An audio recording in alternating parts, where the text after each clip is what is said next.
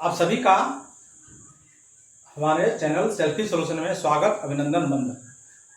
अभी हम लोग क्लास 12 का जो अपना पहला चैप्टर है, ये बहुत इंपॉर्टेंट चैप्टर है, रिलेशन एंड फंक्शन, उसके बारे में हम लोग देख रहे हैं। तो इसमें हम लोग बेसिकली एक बार रिलेशन के बारे में चर्चा कर चुके हैं। आप पिछला वाला वीडियो देखेंगे, रिलेशन के बारे में, टाइप के बारे में चर्चा कर चुके हैं, और उसमें रिफ्लेक्सिव कैसा होता है, सिमेट्रिक क्या होता है, ट्रांजिटिव क्या होता है, इक्विवेलेंट क्या होता है। तब आइए उसका कुछ एग्जांपल देखते हैं, हम लोग एक बार टेस्ट करते हैं। ये आपके एनसीईआरटी में एग्जांपल भी दिया हुआ है, तो इसमें सारे एग्जांपल को हम लोग थोड़ा अलग अलग एक दो तीन वीडियो में हम लोग एक सवाल एक वीडियो में देखेंगे, ताकि उस बारे में हमारी स्पष्ट क्लियर हो। क्योंकि बहुत सारा बच्चा रिफ्लेक्सिव, सिमेट्रिक, ट्रांजिटिव जानते तो हैं, लेकिन जब इसको सवाल को करने की बारी आती है तो बच्चा मिस कर जाते हैं। तो आइए इस बारीकी को हम लोग देखते हैं, और आपको जरा हम ले चले रिकैप में कि आप रिफ्लेक्सिव के बारे में जानते हैं। रिफ्लेक्सिव कहने का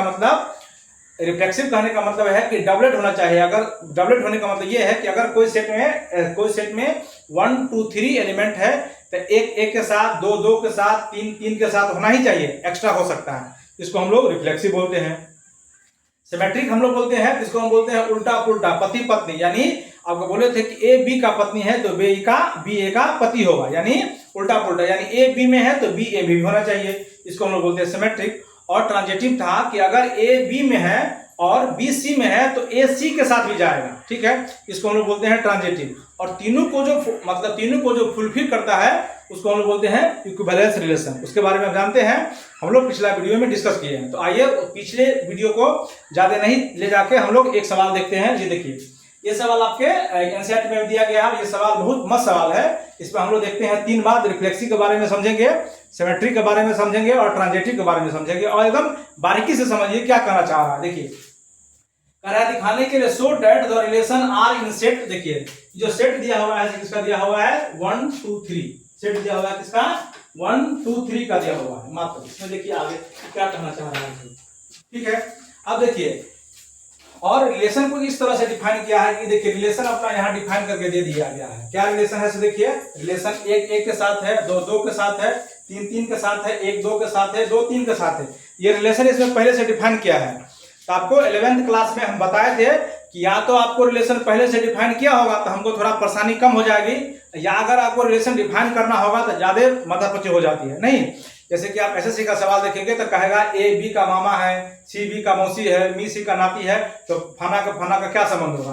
तो वहां हमको बड़ा माथापच्ची हो जाता है, ठीक है। जब आप बैंक की या एसएससी का तैयारी करते होंगे तो वहां ऐसा सवाल पूछा जाता है, ठीक है।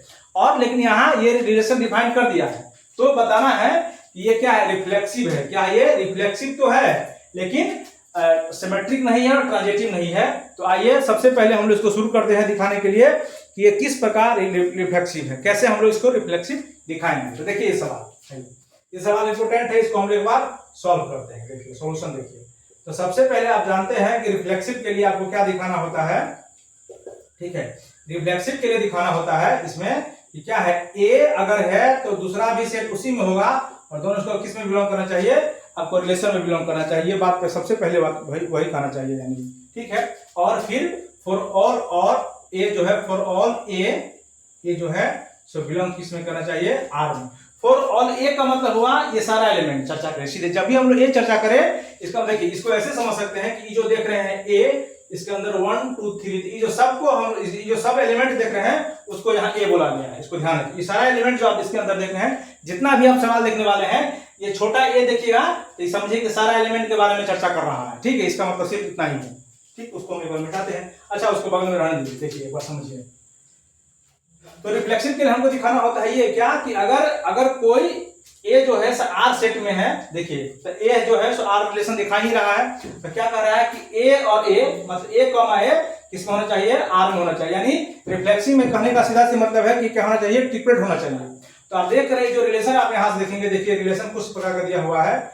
देखिए 1 कॉमा 1 है ही, देखिए 2 कॉमा 2 है ही, और 3 कॉमा 3 है ही। देखिए तो जो कह रहा है रिफ्लेक्सिव, तो वही कहता है कि एक के साथ ए होना चाहिए। यहाँ देखिए सेट एक है तो एक के साथ एक होना चाहिए, एक के साथ एक है। फिर देखिए 2 है, देखिए 2 के साथ 2 है, 3 है तो 3 के साथ 3 है। ये सब जो है रिलेशन में दिया ही हुआ, देख रहे हैं।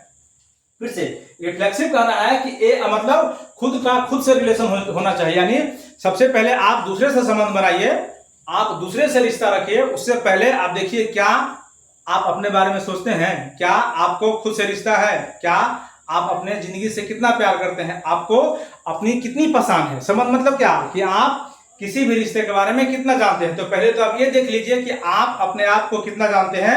हु आर यू, पहले देखिए।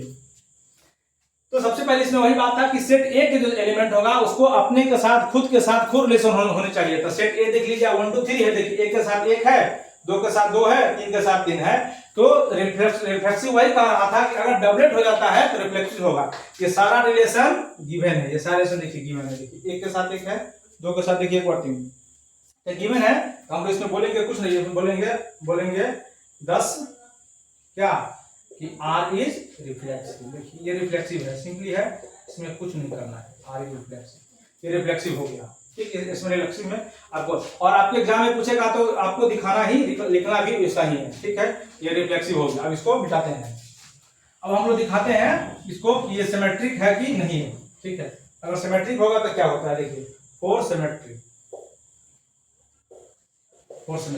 तो फोर सिमेट्रिक में क्या कह रहा था कि देखिए ए बी अगर रिलेशन आर में बिलोंग कर रहा है, इसका मतलब बी ए भी किस में बिलोंग करना चाहिए, आर में बिलोंग करना चाहिए, उल्टा पुल्टा होना चाहिए। इसका मतलब अगर ए बी में है तो किसमें होना चाहिए, बी आर में भी होना चाहिए। फिर उसी तरह for all a b belong to R, यानी ए अगर बी में है तो बी ए यानी उल्टा पुल्टा दोनों इसका होना चाहिए। ठीक है, तो इसमें देखिए एक बार उल्टा पुल्टा एक बार चेक करके देखिए ये क्या कहना चाह रहा है।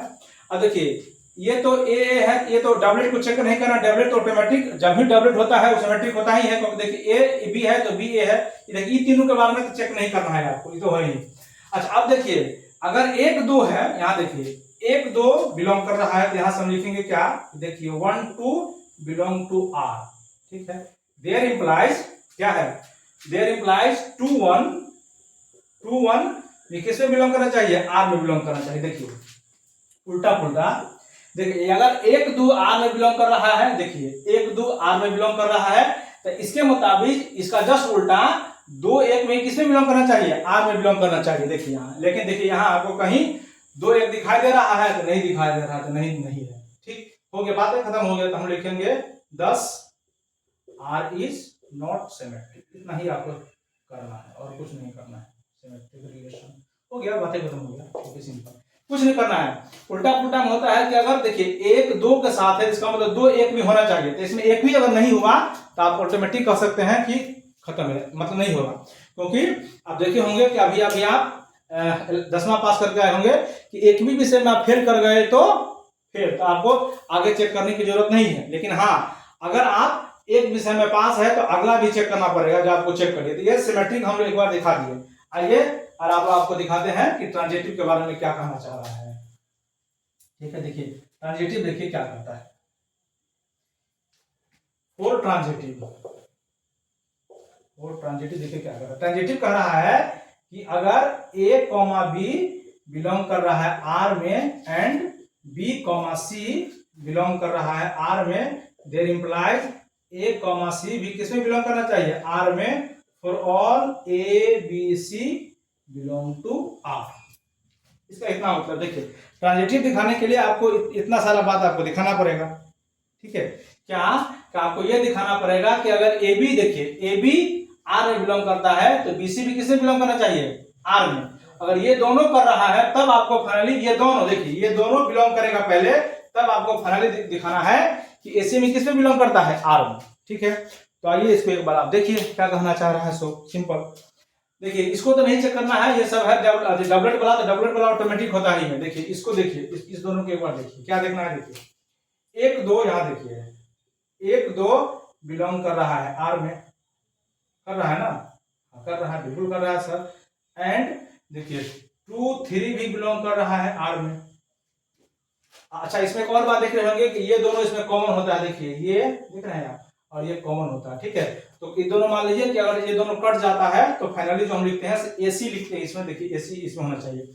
उसी हिसाब से अगर देखिए ये दोनों मान लीजिए कट जाएगा, माफ कटेगा नहीं, लेकिन मान लीजिए कट जाएगा, तो इसका मतलब आगे क्या होना चाहिए, आगे होना चाहिए कि 1 3 भी आर में होना चाहिए। 1 3 भी आर में। जो ट्रांजिटिव का कहता है कि अगर A, B and B, C उस रिलेशन में आ रहा है तो देखिए A, 2 और 2, 3 रिलेशन में आ रहा है, तो इसके अनुसार A, C भी रिलेशन में होने चाहिए।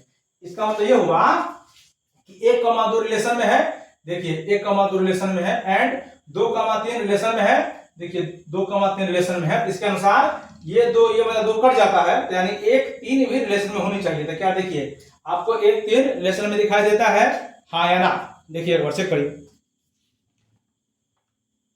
तो आप कहेंगे कि नहीं दिखा देता है। जो ही नहीं दिखा देगा हम लिखेंगे इसीलिए क्या 10 R इज नॉट क्या था, ट्रांजिटिव। हो गया, बस बात खत्म हो गया, ट्रांजिटिव। ये हो गया प्रूफ है। ठीक है, इस वीडियो में इतना ही। ट्रांजेक्टिव सिमेट्रिक जब भी होता है एक सवाल हम लोग एक वीडियो में देखेंगे तो आपको देखने में अच्छा लगेगा। इस वीडियो के आप 1, 2 बार 3 बार जरूर देखिए, जिससे आपको सारा क्लियर, सारा डाउट खत्म हो जाएगा। इस वीडियो में इतना ही। Thank you.